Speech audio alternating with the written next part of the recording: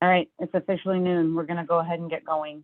Welcome, everybody, to this is session 4 of our sepsis cohort.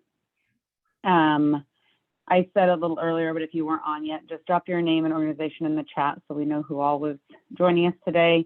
And if you have more than just yourself, if you're listening with a group, just list everybody under one would be great. Don't forget to mute your lines if you're not talking, but please unmute and chat with us. The interaction makes it a little bit easier.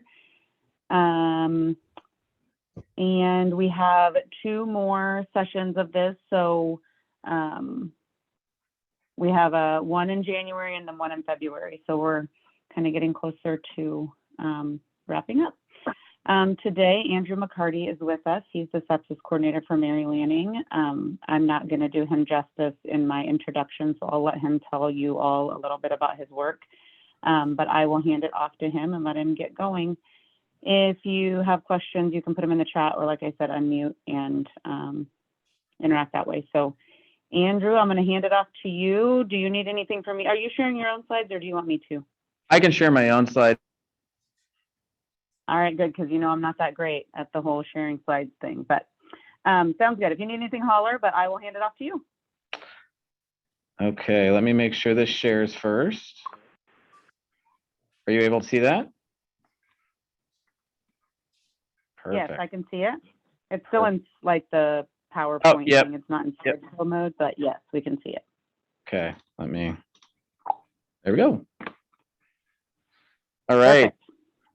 Well, this is exciting for me. I've never been asked to do a Webex presentation like this before to a number of different facilities. So I just want to thank NHA and Dana for reaching out to me. So I will, for those of you that want to see what I look like, hey, I won't keep my video up the entire time, but yeah. I had some technical issues before this, so I'm glad I got those sorted out. I'm actually using somebody else's computer and reserved a conference room here. So I'm glad it works. Just a little bit about myself. I've only been a nurse. I say only. I feel like there's probably some senior people on this call that have been nurses or in healthcare longer than I have, but I've been in healthcare for the last 8 years. I got my bachelor's degree from the Creighton Accelerated Nursing program. Prior to nursing, I was actually a teacher, so giving presentations and providing education is sort of right in my wheelhouse. I'm also our stroke program coordinator, so I do have my stroke certified registered nurse certification. And a few years back, we started offering Lean Six Sigma Green Belt classes here by way of our quality department. So I took part in a course that was offered here to learn about process improvement, sort of the language of process improvement, and begin using some of those ideas and I guess techniques in what we were already kind of doing with our stroke and sepsis programs. And at the bottom there, yes, I have nothing to disclose. I'm not getting paid by anybody else except my employer. A little bit about where we are, for those of you that don't know, and a little bit about who we are. So Mary Lanning Healthcare, I just have listed off our mission, vision, and values there. And the slides can be sent out later, but I won't read through every single one of those. We're located in Hastings, so we're just shy of 25,000 as far as the population of Hastings goes, and then there's our county population. I like to list off this information when I talk about our stroke program, and we actually just got reviewed by the Joint Commission for our stroke program last week as well. So last week was a little busy for me too, but we do serve 6 critical access hospitals in our immediate area. And then I just have listed that our major or our primary EMS squad is Hastings Fire and Rescue here in town. And then there's a lot of other rural and volunteer squads that we utilize. And the reason I am just including that in here is as your facilities kind of think about maybe making changes to what you're currently doing as far as sepsis care goes, you really do want to include EMS, and even reach out to, I think I asked or mentioned this on a different call, but consider reaching out to your long-term care facilities. We see quite a few patients that come in to our facility from long-term care facilities. That in and of itself is kind of a risk factor for sepsis. And so we've provided previous education to those facilities just so that everybody's on the same page as far as, our expectations, our process, information we're going to be collecting. I just think it's helpful to have everybody on the same page. And then just a brief overview as far as sepsis facts go. I like to do this when I talk about stroke too, is just kind of like why we're having these conversations and the importance of having these conversations, because it impacts a lot of people. And as far as our patient population goes at our facility, we see on average, over 300 sepsis patients a year. And so it's one of our major diagnoses here at the hospital that was identified quite a few years back, hence why a position was created for the sepsis program coordinator position. So, and I'll get into talking a little bit about that in these next few slides. So it's a common problem in lots of facilities. And then just to give you a brief timeline as far as kind of where we were and where we are now. I've been in my position for right around 4 years. So a lot of these things were occurring sort of behind the scenes prior to my position and our organization's sort of development of a sepsis program. But as I was unearthing some documents from old files and filing cabinets, it was about 10, 11 years ago that some clinical practice guidelines were first developed by kind of a loosely organized sepsis team here at the hospital. And then shortly after that, an inpatient sepsis screening tool was created. That was just a paper document at that time. And then, as you can see there, a couple years passed, some order sets were developed to standardize sepsis care. The coordinator position was actually put in place about 5 years ago. There was one person before I stepped into the role in 2017. One of the main reasons I think why I was asked to step into that position is because a lot of what we do for our stroke program and our stroke patients and process improvement, for that, we kind of looked at it as a good model for how we could design our sepsis process. And so in 2017, we also made a big change because our organization transitioned to Epic. Pretty sure that a lot of people on the call today, you might not have the luxury of having Epic. It's come with some pros and cons. We are a Community Connect site of Nebraska Medicine. So when they make changes and updates to things, it impacts us and other Community Connect sites. So, but one of the benefits to that is when we went to Epic, or I should say prior to going to Epic, we had almost two different systems between our inpatients and our emergency department, and a lot of communication and pieces as far as documentation things go kind of just got lost in the shuffle prior to implementing Epic. And at that time, they were using an actual paper document to document things in the emergency department that was being handed off to inpatient nurses upon admission. Again, for smaller facilities, that's perfectly appropriate. And I'll get into a little bit more detail on upcoming slides, but I think that's completely appropriate. You just want to make sure you're capturing the right information. But as a result of us going to transitioning to Epic, we were able to have a more standardized way of how we were able to collect data in patient charts and just standardize our process a little bit better.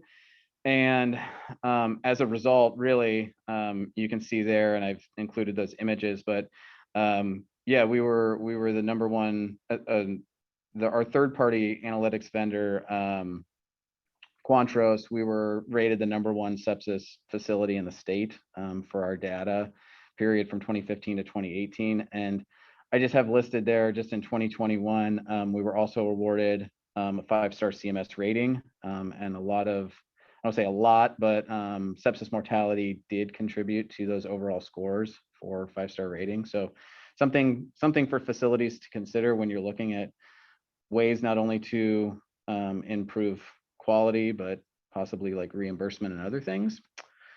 So if you don't have a sepsis program and you'd like a sepsis program, how would you kind of go about doing that?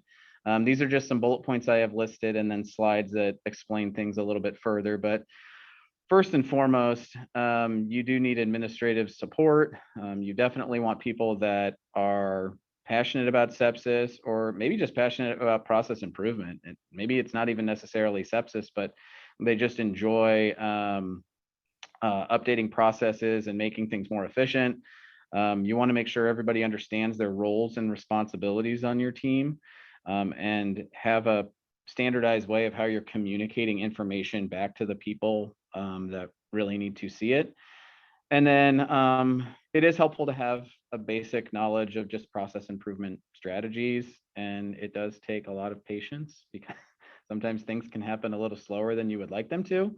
So it does involve some patience. But as far as where we've been, and I think just recommendations for anyone else, our hospital board was very supportive, has been very supportive of our sepsis program, and they were the ones that, you know, approved this coordinator position. Like I mentioned at the beginning, I split my time between sepsis patients and stroke patients, and so it's not a full-time position, but I am the person who primarily collects the information for sepsis patients, and then I work with our quality department and people within our quality department to gather information, additional information, and then also go back and compare our chart abstractions. So you do need administrative support. And I just mentioned there, without the support, it really does make making any changes more difficult if you don't have that leadership support. And it really needs to be a top-down priority. So I know it's you know, cliche, you got to have champions, but you know, really you do have to have somebody who's a champion at the administrative level that sees value in dedicating some time or some resources to addressing this issue, because I know that we're not the only facility that you know, where sepsis patients are being admitted to. So you really do need to have that leadership. And then that last bullet point there, you know, when you become more efficient with sepsis care, it can impact your patient experience, your length of stay, hospital mortality, and just that, you know, if you're operating on some thin margins, and you could benefit from improvements in sepsis recognition and treatment. So as far as building a team goes, I can't say I'm an expert at building a team, but I do know it's important to have the right people in place. So identify who those people are in your organization that, again, might have a passion for sepsis care or just process improvement in general. But you really do need to have the right people in the room to have those initial discussions about the direction you want to take. And so that can be administrators. You'll definitely benefit from having some subject matter experts. So when we were meeting more regularly as a sepsis committee here, we had our infectious disease doc, we had emergency room providers, we had our hospitalists, pharmacy. Kind of on the back end, we even had people from coding, reimbursement, and then our quality department. And so you really want people that that understand their specific niche really well. And then after you have your process in place, you want to make sure that those people in those departments, whether it be your emergency department or your inpatient staff, if there's a specific piece of that process, they need to be the ones that own that process and that are following up with frontline staff.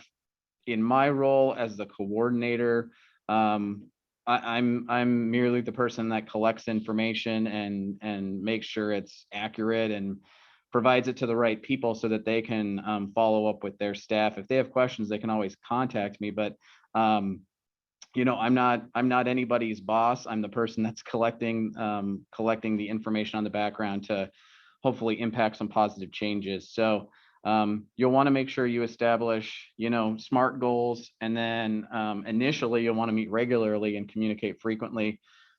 Like I said, our program's been in place for a while now, but even over the last few years, even prior to COVID, our meetings weren't nearly as frequent. It was kind of on a need-to basis if there was something that came up or we were still having issues with certain things that, we could always pull a few people together to talk. But it has been a while since we've met as a larger group. Initially, if you're just kind of starting off, you'll definitely want to have frequent communication, though, and meet regularly with those people. And it does look different to different people. So you could have somebody that is not terribly engaged and wants to run away from responsibilities, like Michael Scott. You could have your Leslie Knope, who wants to take charge of everything. I guess you could be like the Anchorman crew. But yeah, it looks different to different people. So you just, again, I think it's really important that if you're wanting to move forward with any sort of process improvement, that you get the right people in the room to begin with and have those conversations, and establish roles and responsibilities before taking the next steps. We know that change is hard, and especially if depending on your staff, your makeup of your staff, change is difficult, and so you just want to make sure you have the right people in place. As far as data collection goes, so it's important to identify what your end goal is. So, what do you want to monitor, and then make sure you have the right tools in place to track that information. I've also been pulled in other directions to assist with other things, one of which being we have a vascular access program here. And I was merely asked a few years back to put a few basic, I know Excel scares lots of people, but I was asked to put together some fairly basic Excel spreadsheets in order for them to track data that they wanted to collect. And in building those spreadsheets and in talking with the program coordinator for that program, because there's so many people on their team and so many different people that were entering in information to the spreadsheet, it needed to be designed in a way that anybody could enter the information and you'd be able to track it with consistency. And so that's definitely something to consider as you're talking with your teams about what types of forms you want to create, what types of, if it's Excel spreadsheets, what type of Excel spreadsheets you want to think about, what information you're collecting, because you want it to be consistent, and you want to paint an accurate picture at the end of the month or the end of the quarter or the end of the year about what improvements you're seeing or what trends positively or negatively you're seeing.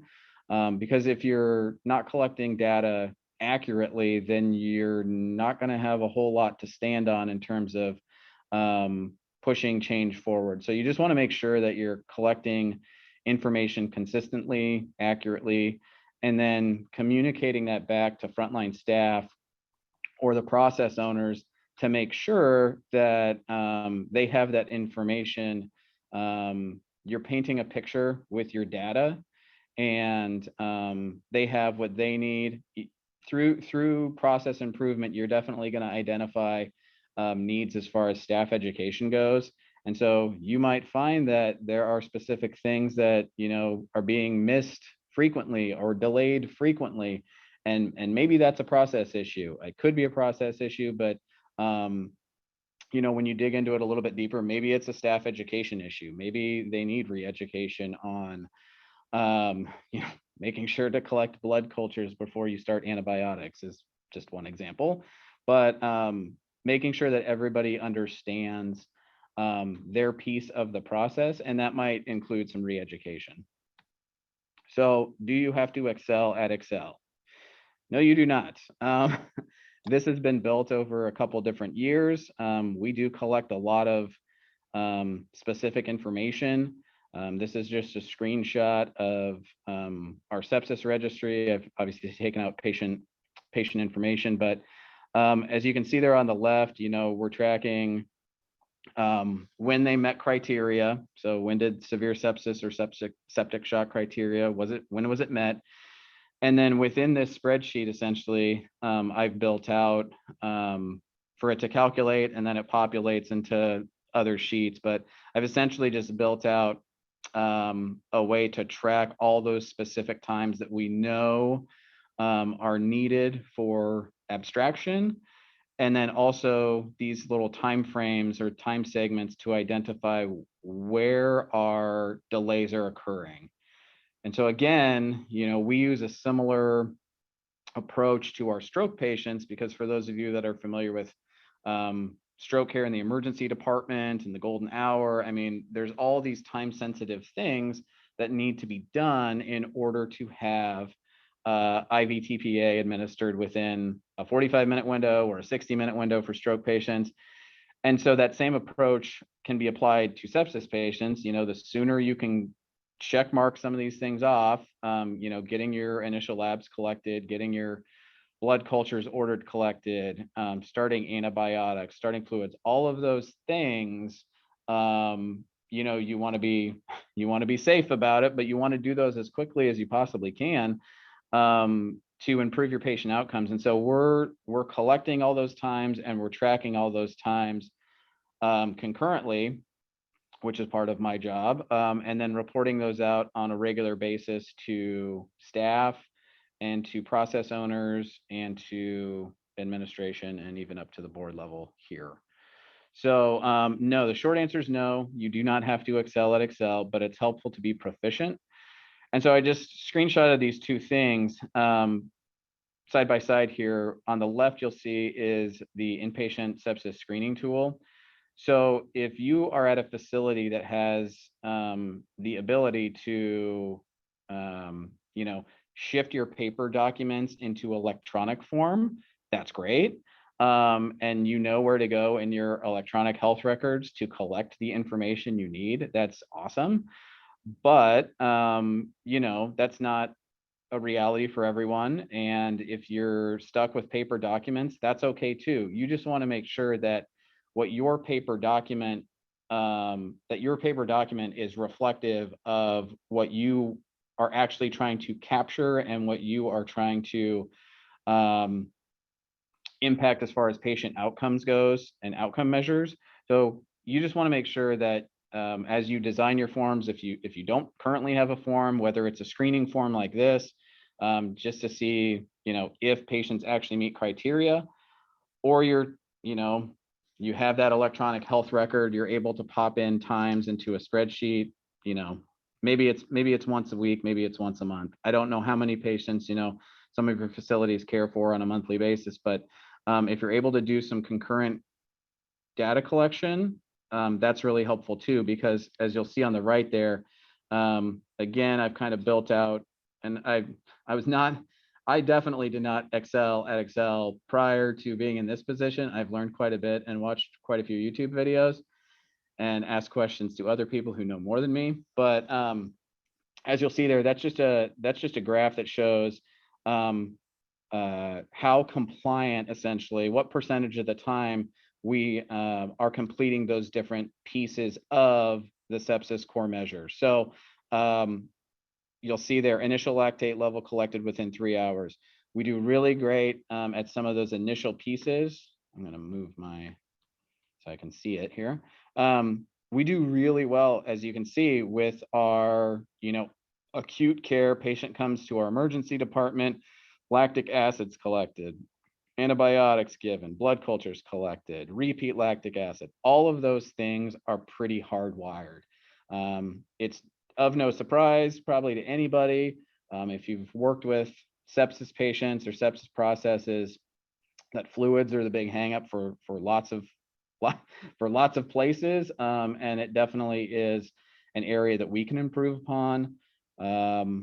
there is clinical judgment that is involved. There are ways to, for lack of a better word, get around the measure from a core measure standpoint.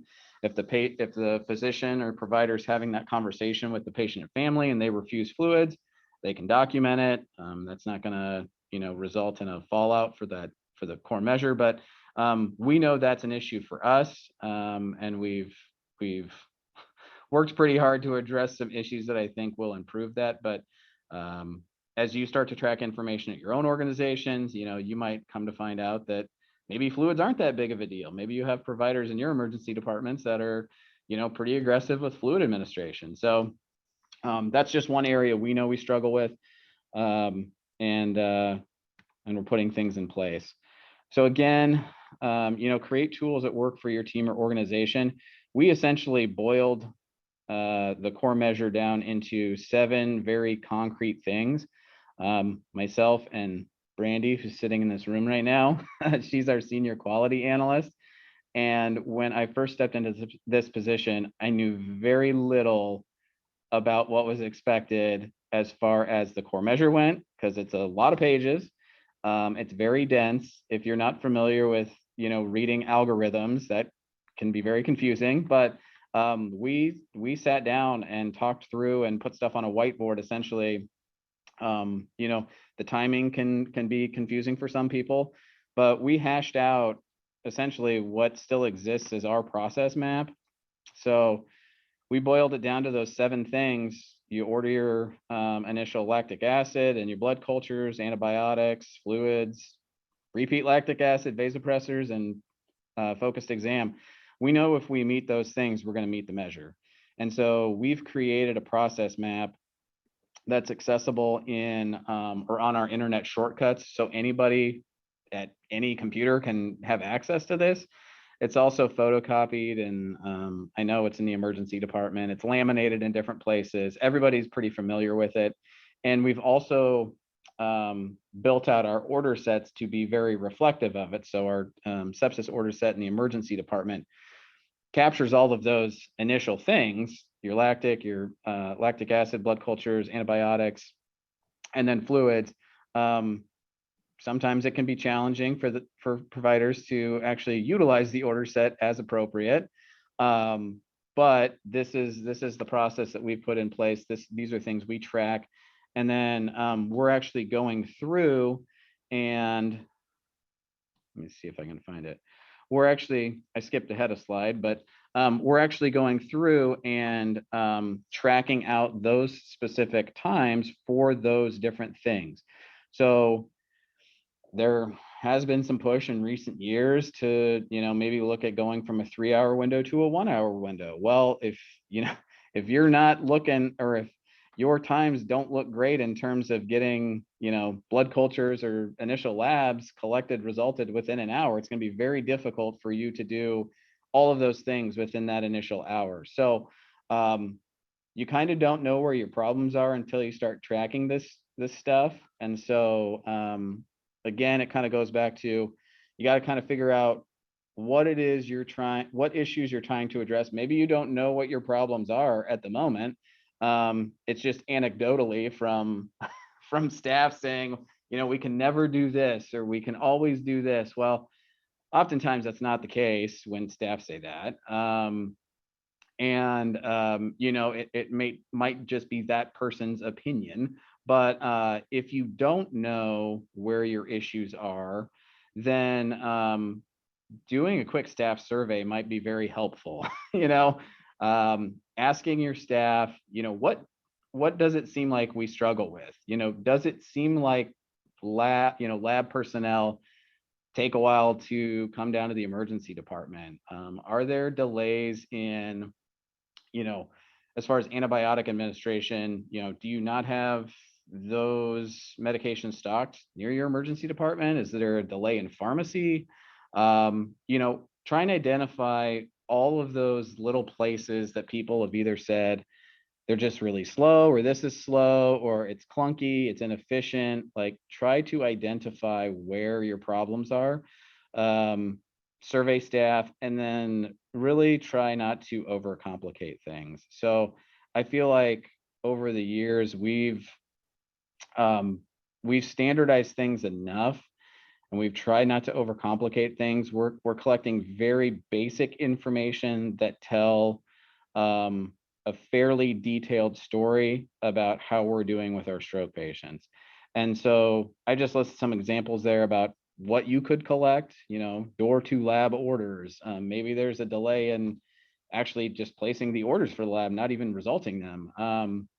Are you having delays from antibiotic order to administration? I know we see that here periodically, where an order is placed, but it takes a while to actually administer or start their antibiotic. Initial hypotension criteria to fluid bolus administration, that's just another time period to look at, because if a patient comes in, they're hypotensive, fluids do improve outcomes.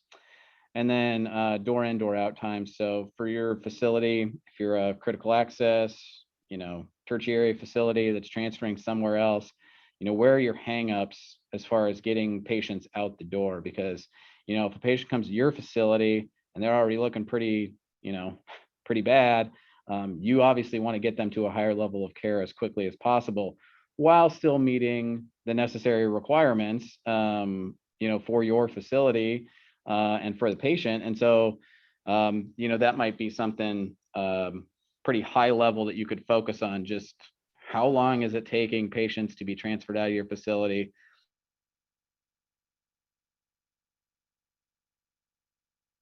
Again, these are just some graphs that of some information we collect here.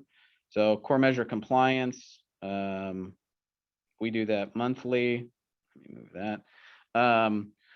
We do that monthly. You can see that, we're not, this year, we're not consistently at, 60% or higher, but we've had months where we have been pretty high as far as our charts that have been abstracted. We've had some lower months as well.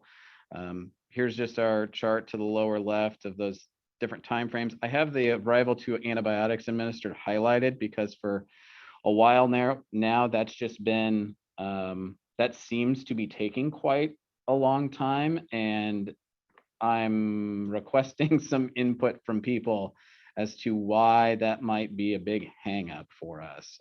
Because as you'll see, if you look up three cells from that, at least in Q3, the average arrival time to blood cultures collected is 1 hour and 4 minutes.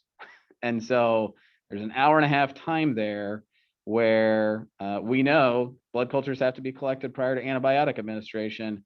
Well, why is it taking that much longer to start antibiotics? So that's something we're looking into here.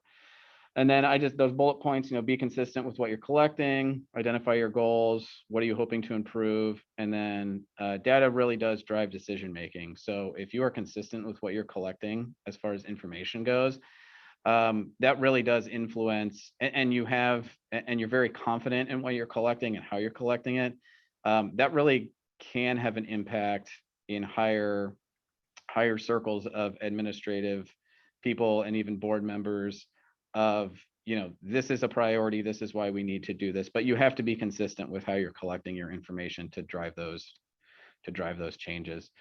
This was one thing I shared at the sepsis conference in Kearney a few years back, 2 or 3 years ago, but I do come in just slightly earlier to go through our patient charts. It's pretty high level information, but it's just a daily dashboard that it's visual. It's pretty easy to, see, like, did we pass it? Did we fall out? Is it time sensitive? The time sensitive ones are usually for those patients that are either still in our ED, or maybe they just got admitted, early in the morning, overnight, and we're still within that, 6-hour window of something needing to be done. But this is just one way we communicate out to frontline staff. And again, I come in just a little bit earlier to see, which patients were admitted with, with an infection, and did they meet sepsis criteria. With Epic, it's kind of nice because I've built out my own dashboard in there to capture some information that makes it a little bit quicker for me to do that. At a smaller facility, it might not take you that much time, but this is a good communication tool, or that we found is a good communication tool. If somebody falls out, I'll obviously have the thumbs down as to why, in what box, and then I give a little more explanation. Usually I'll type up something underneath to just explain, when they met criteria and why they fell out. So this is one tool. We do have morning safety huddle, hospital administration participates in that. And then quarterly reports for our quality patient safety committee, sepsis committee. Like I said, we haven't met regularly for a little while, but as needed, we can always meet again. And then just individual communication with providers, managers, directors. I'm always available. So if they have questions, they can reach out. It's kind of nice because, people are looking at this when you get emails back on something fairly quick that you sent this out, and then maybe we fell out on a patient, but then, you get the explanation back from whatever manager, director, provider that says, oh no, did you look at this part of the chart? And it's like, okay, well, I'm doing a pretty quick skim initially. So it's nice that people are actually looking at the information. And then as far as process measures, versus outcome measures, I mentioned the 1 and 3 hour bundle just briefly. Like I said, there has been some push in the past. I kind of don't know where that stands currently, but there is evidence that supports doing completing these interventions early and efficient does have an impact on your outcome measures as far as your patients go. And so and I actually I'm in school again, but I completed a paper specific to sepsis and fluid resuscitation this last fall, and found some good journal articles supporting standardized fluid resuscitation. But when you look at all the different interventions for the sepsis core measure, and then you're looking on the back end as far as like what's being impacted. So tracking those patients that might need mechanical ventilation, might need to be intubated. How long were they intubated for? How many ICU admissions you're seeing with your sepsis patients? Are they being admitted to directly to ICU, or are they, did we have them in the emergency department, work them up? Maybe they're admitted, to your step down unit, or in our case, we call it progressive care. Are they being admitted to other departments because they're not as critical? Maybe you check those boxes fairly quick in your ED. But looking at length of stay, obviously your mortality, where your patients are being discharged to is another data point that I think is appropriate to track. So do you have patients that are coming in, staying a long time, spending time in your ICU, and then being discharged to a skilled nursing facility or acute rehab when the patient came in as a pretty independent person who was doing everything for themselves? So I think it's important to look on the back end of I know mortality, obviously a big one, but there are all those other data points to look at to see how your front end process is impacting your back end outcome measures. And then obviously your patient satisfaction too. If you can decrease hospital length of stay, and the person doesn't need to be intubated, those are good things. So it does, I think, have a direct impact on patient satisfaction as well. And then staff education. Again, this is organization specific, probably depending on how large of a facility you work in, what resources or time that you do have. But at our facility, there's a lot of different opportunities for staff to receive education for sepsis. And I just have some of those listed there. Hospital orientation I've been at in the past. I think that works really well because you essentially capture every single person that's hired. Physician meetings, those are a little more challenging depending on who you want there and when they're scheduled for. But creating handouts or flyers, having an accessible process map for people to reference when maybe night shift on a skeleton crew, you know, just make sure things are easy for people to reference and have on hand. If you're not available, or you know, subject matter experts aren't available, that you need to just make sure everybody knows what your process is. You want to make sure that you give concurrent feedback, or feedback as quick as you're able to, depending on your time. You know, maybe it's just once a month, maybe it's once a week. Who, you know, you'd have to decide that. And then anytime you have an update to an order set, obviously make sure that people are aware of that. For a period of time, I was utilizing Webex videos. And so I was able to go through and do like a real-time chart audit, record myself on that, and then share that out to whatever provider was, you know, in the ED that day, that, you know, we didn't get the full bolus ordered or whatever it was, but to actually walk through the chart in a video, talk with them, and send that out. I had done that a while back. I'll probably start doing that again this upcoming year too, if we're still struggling with some things. But, and then we do have a nurse residency program here at our hospital. So I frequently get asked to talk about sepsis or stroke at those. So I guess where I'll leave everyone at before I'll take questions if anybody has any, but I think the most important thing is identify people in your organization who would serve on a sepsis team. Depending on the size of your facility, that might not be many people. You might just have a few people, and that's okay. But identify those people who would be willing to, who maybe have a passion for sepsis or process improvement. Brainstorm where your organization has inefficient steps in sepsis care. So again, that might be a staff survey, or just kind of, you know, tuning into how people are just speaking in regards to, you know, the care of sepsis, and if they're saying something takes forever, or it's slow, or we never get this right, whatever it is, you know, kind of tune into that a little bit and see if that is consistent among the department, or maybe it's just that particular person.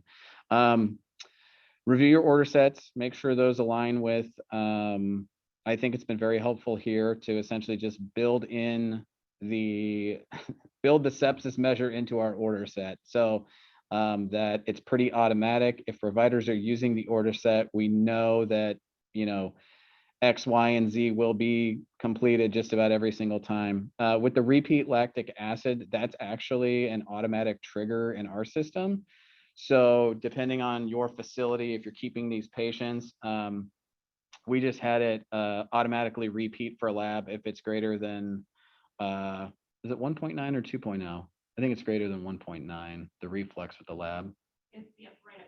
Yeah, I couldn't remember if it was 1.9 or 2.0, but it's automatic if the initial one is greater than 2.0. So if you don't have a handoff form, create one, and then consider how you might educate your staff. So you might, you know, in just identifying people and brainstorming steps and those sorts of things, you might just realize that, yeah, there's a lot of people that don't quite understand what your current process is even, and then identify those learning gaps so that you make sure that everybody knows what the expectations are, knows what your process is, knows how things are being communicated back to them, because, you know, it's just important that everybody is on the same page and that things are being done in a consistent fashion. If you have some standardized, consistent care and documentation, you'll have some fairly consistent outcomes, and that's what we all want to see, is obviously positive patient outcomes. So that's what I have. I was planning on only going 30 minutes, but I went 45 because I talk a lot. So. And that was great. I thought it was really good though. There was a question in the chat that basically was just asking if you would be willing to share some of your tools, your spreadsheets, and those kinds of things. Is that something you would be willing to offer up? Yep, I can essentially clear off or just create a new one. I can email it out. You can tweak it as necessary. The dashboard that I send out daily was actually made through Microsoft Visio. So if you don't have that, that might be challenging, but there's obviously, way you could create something in Microsoft Word if you needed to, but yeah, I could send out the stuff, some of the stuff that I've built here. That'd be great. And you can send it to me and I can send it to the group or however works. That would be awesome. Yeah. How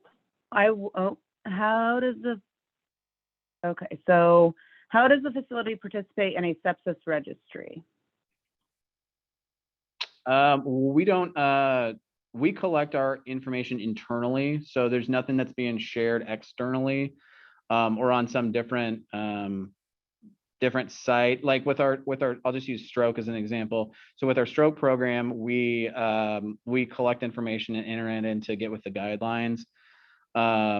Which is an online database that actually has been approved to be used as the statewide database, for those that may not be aware of that. But no, with our sepsis patients though, there's not a larger entity that we're sending things to. It's just internally. So when I say registry, it's literally just the Excel spreadsheet that I've created to track all this information. Very good. All right, other questions? This is Michelle Klassen from Faith Regional in Norfolk. Yeah. I wanted to confirm, did you say that your system is, we have Epic too, and we're also a Community Connect site of Nebraska Med. Yeah. I thought I heard you say that the lactate is an automatic reader, or is it automatically triggers a second draw if it's greater than 2? Is that correct? Yes. Okay, because we've asked about that and they told us we couldn't. So that's helpful to know, because then we can maybe reach out to see about, because we've asked that multiple times. We thought that would help us not miss our repeat lactates. Yeah. So a little bit more on that. We use Orchard on our end for our labs. So we are not with Nebraska Medicine for the lab values. Therefore, it's built in our Orchard system that then feeds our lab values into Epic. So it's not Nebraska Medicine driven. Okay. Yeah. Do you have Orchard? I actually forgot the name. I was going to call it Apple, which was really close. No, we don't. So you're saying it's your lab's system side that's doing the automatic trigger? Correct. It is our lab system. And I think initially they would manually go back in and trigger that redraw. So you may look maybe something at your facility that when your techs are reporting out that value of 2.0 or higher, to put in that order for that redraw, because that's what we were doing initially to get that that reordered every single time, is we were putting that on our lab techs that were reporting out those values. Okay, thank you. You're welcome. That was Brandy, our senior quality analyst here. She's been involved with sepsis stuff since the early days. Other questions?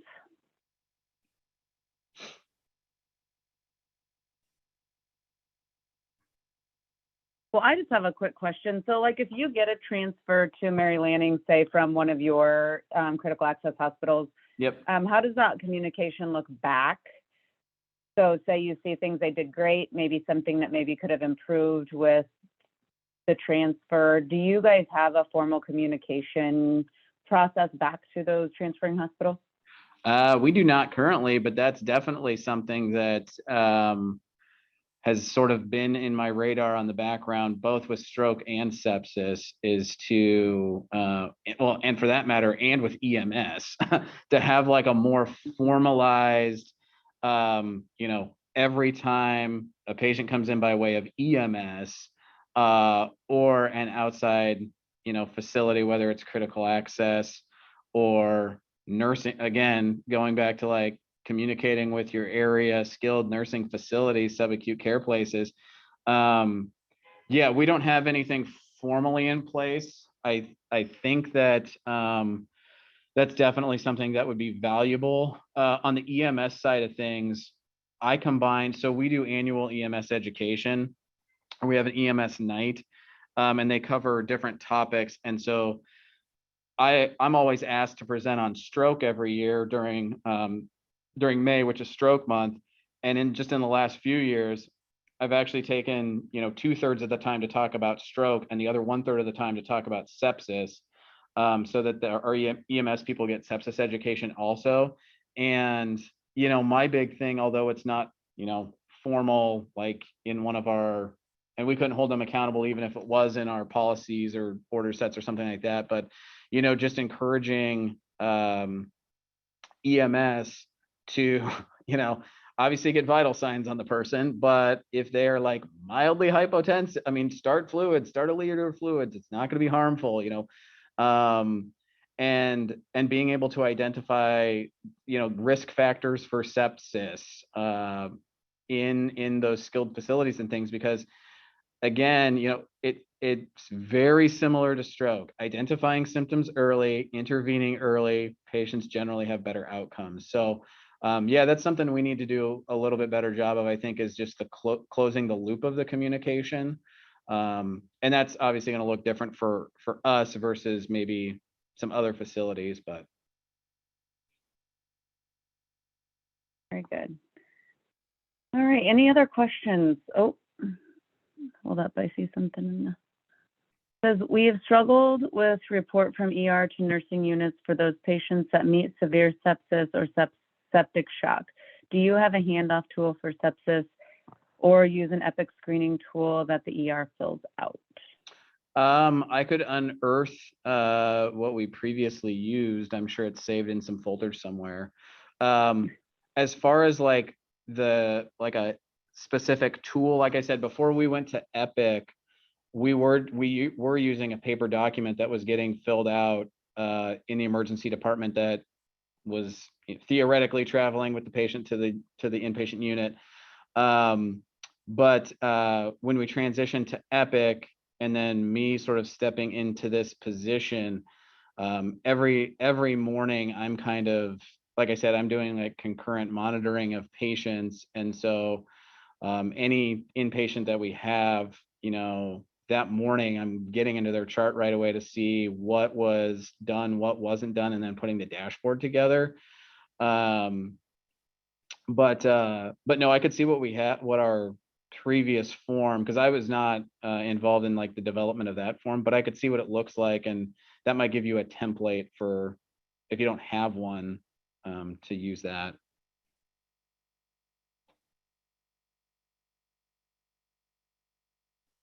Okay. All right, anybody else?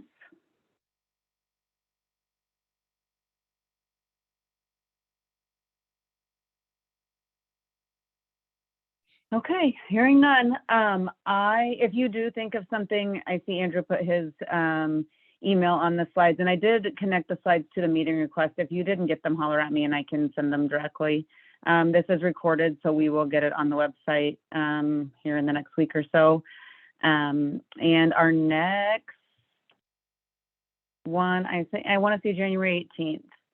Yes, January 18th will be our next meeting. So in the meantime, I know we have holidays and COVID, but be thinking about kind of who your team is, things you might want to audit, different things like that. As we come back next time, have some sharing about progress we're making so that we're making sure we're moving forward on the project. So hope everybody has a great holiday. Andrew, thank you so much for your expertise. We really appreciate you taking the time.